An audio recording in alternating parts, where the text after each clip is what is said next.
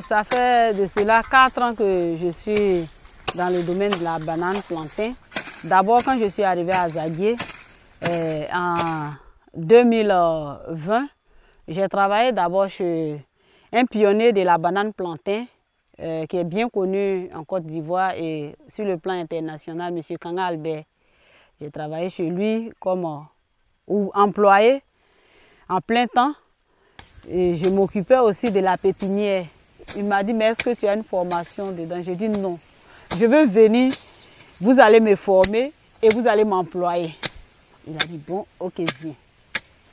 C'est de là qu'est partie vraiment l'envie de me lancer totalement dans la culture de la banane plantain. Voilà. Et ça a été facile de se former? Comment ça se passe en fait quand on veut devenir agricultrice? Ouais. Vraiment, ça n'a pas été trop facile. Mais je pense que toute chose, quand on fait avec l'amour, ça devient facile, ça devient passionnant.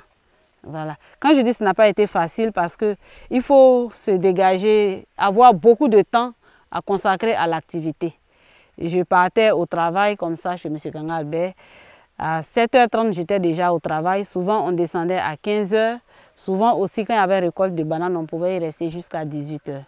Et ça, c'était du lundi au samedi. C'est seulement que les dimanches que j'avais le temps, en plein temps pour moi-même. Donc, c'est pour ça que je dis que c'est difficile. Mais c'est passionnant parce que quand vous vous lancez dans cette activité, vous avez vous-même votre banane demain à commercialiser ou à consommer. Et en plus, lorsque vous lancez dans cette activité, vous créez aussi de l'emploi. Ceux que vous employez pour venir vous aider à cultiver, c'est déjà de l'emploi. Vous leur apportez aussi de l'aide.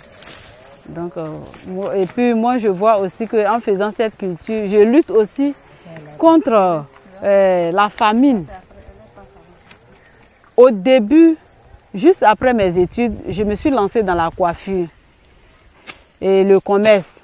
Mais quand j'ai embrassé l'agriculture, le chemin de l'agriculture, vraiment, j'ai opté pour l'agriculture et le commerce.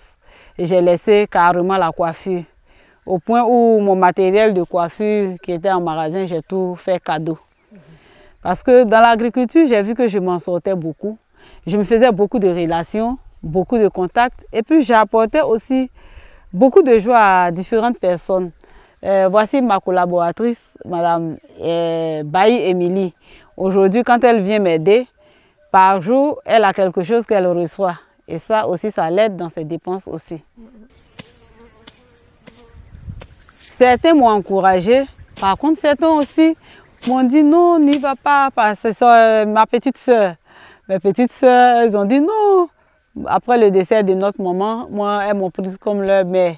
À chaque fois qu'elles ont besoin de moi, donc elles sont toutes à Abidjan. Quand je me suis lancée vraiment dans l'agriculture, elles ont dit non maman, mais reste près de nous, Abidjan, tu vas faire le commerce. J'ai dit non, moi je veux faire l'agriculture. Mais au fil du temps, elles-mêmes, elles ont vu que vraiment c'était une bonne activité. Parce qu'après, elles me demandaient aussi de la banane à consommer. Donc elles m'ont encouragée après et j'ai continué.